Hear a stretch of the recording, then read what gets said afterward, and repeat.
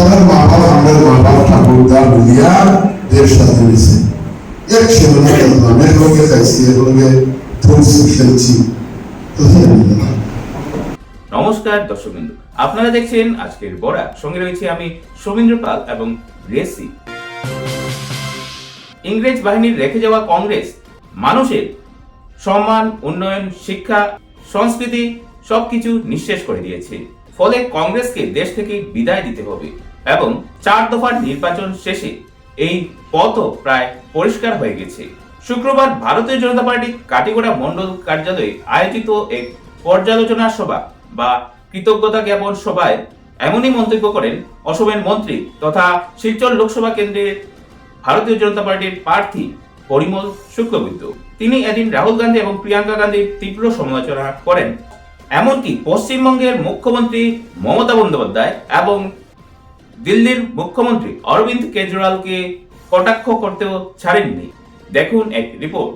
এদিন বিজেপি কাটিগড়া মন্ডল কার্যালয়ে আয়োজিত সভায় মন্ডল সভাপতি বিশালাক্ষ দেব ওরফে বাবলা স্বাগত বক্তব্য রাখতে গিয়ে এবারই লোকসভা নির্বাচনে কাটিগড়া থেকে দলীয় ভোটের পরিসংখ্যান ও ভোট প্রাপ্তির সম্ভাব্য তথ্য তুলে ধরেন। তিনি বলেন, কাটিগড়া মন্ডলের 70টি বুথ সভাপতির কাছ থেকে পাওয়া তথ্য মতে এই মন্ডলে ভোট পড়েছে 82%।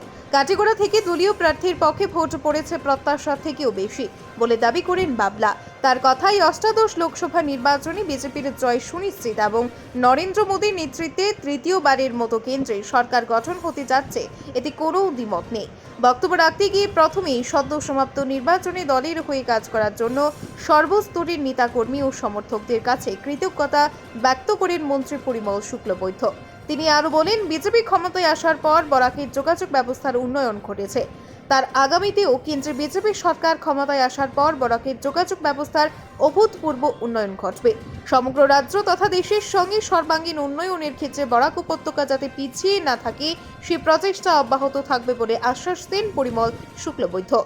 এদিনের পর্যালোচনা সভায় অন্যদের মধ্যে বক্তব্য রাখেন কাটিগড়ার প্রাক্তন বিধায়ক অমরচাঁদ জৈন, জেলা সভাপতি বিমলেন্দু রায়, কাটিগড়া কেন্দ্রীয় লোকসভা প্রভারী সুখেন্দু কর প্রমুখ।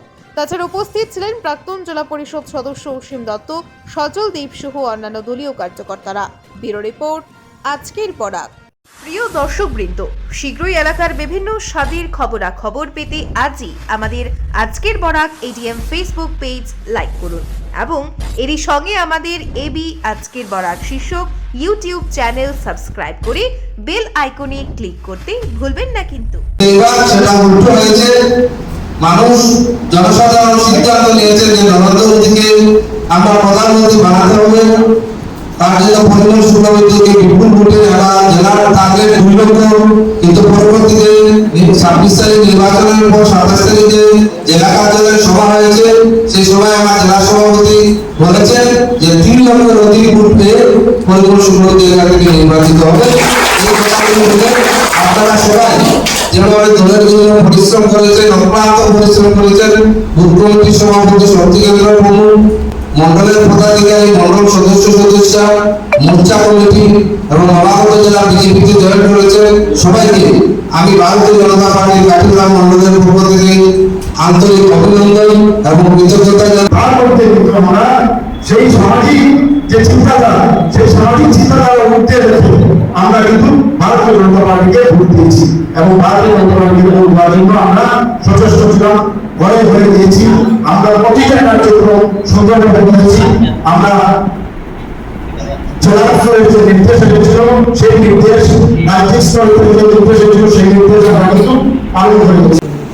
আমরা যেভাবে ঐক্যবদ্ধ হয়ে এই ইলেকশন লড়েছি, সবাই আমি অনুরোধ করবো আগামী হয়তো 2-4 মাস 6 মাস পরে পঞ্চায়েত ইলেকশন, যাতে পঞ্চায়েত ইলেকশনে আমরা ঠিক সেইভাবে সবাই একসঙ্গে থেকে যাতে ওই ইলেকশনটা আমরা, কারণ আমি দেখেছি যতগুলো ইলেকশন আছে আমি মনে করি পাবলিকের জন্য সবচেয়ে গুরুত্বপূর্ণ পঞ্চায়েত ইলেকশন। পঞ্চায়েত পাবলিকের পার্সোনাল সুবিধা দিতে পারে, পার্সোনাল যত ধরনের সুবিধা সবের মূল পঞ্চায়েত সব করতে পারে, পঞ্চায়েত দিতে পারে।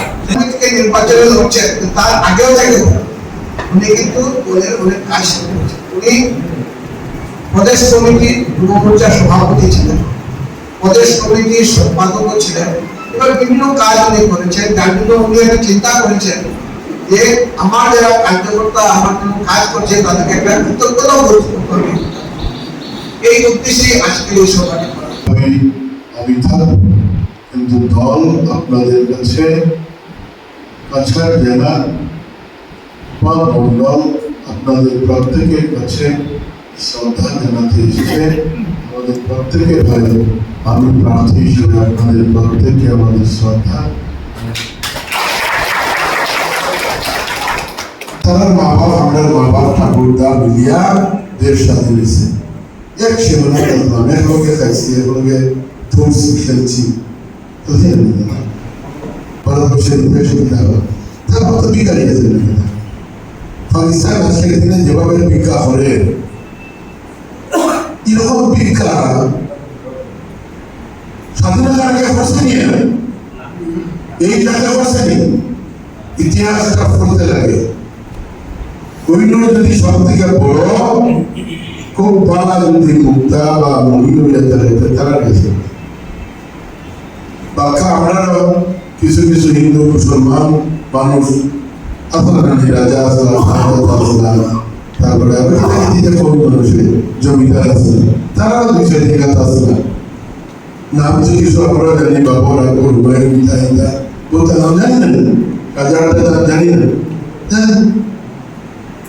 এই কংগ্রেস পাকিস্তান বানিয়ে বিকারি হলো, এখান থেকে যারা ঘটাইল তারা সেকেন্ড ক্লাস বিকারি করতে সেকেন্ড ক্লাস, তারপরে আমরা সেকেন্ড ক্লাস ইন্ডিয়া থেকে জায়গা পেয়েছে, এরা হইল ফার্স্ট ক্লাস বিকারি করেছে, সেকেন্ড ক্লাস হইল ইন্ডিয়া থেকে জায়গা পেয়েছে।